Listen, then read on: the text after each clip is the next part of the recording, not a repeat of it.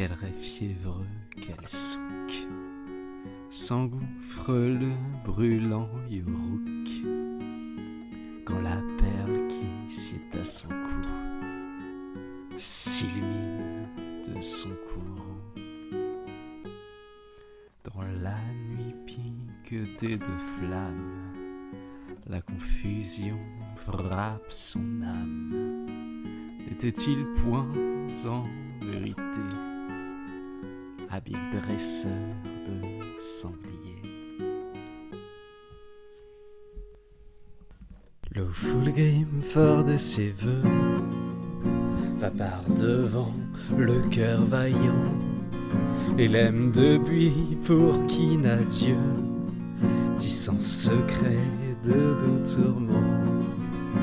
Au bord du monde s'étant brisé, vaste effardée l'étoile ronde, sur la toile sublunaire déversée, le fer ravi d'une race immonde. Vient un cabot sitôt trépasse du sacrifice d'un jeune cœur, sauver l'enfant que l'on enlace, tombeaux ouverts sans mots ni fleurs. À la tendresse, dis-je, plus de place, du ciel l'encre, du soufre l'odeur.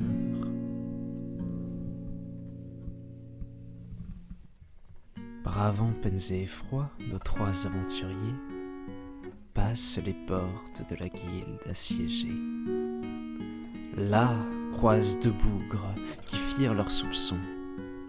Mais les ennemis de mes ennemis sont mes amis, et personne n'aime les démons. À la barricade nord, ils s'en irent tous, dressés contre le Daemonia Appetitus, tandis que par des voies sombres, oubliées, le peuple s'enfuyait à la dérobée. Au devant vint d'abord trépidante une mer de furoncle mêlée de braise, mais l'homme et l'orque, digue insolente, montèrent ensemble l'autre fournaise. Soudain acculés, c'est dans l'ombre, les deux fers et deux grenailles, le corps nu suivant le nombre, contre la digue ouvrit une faille.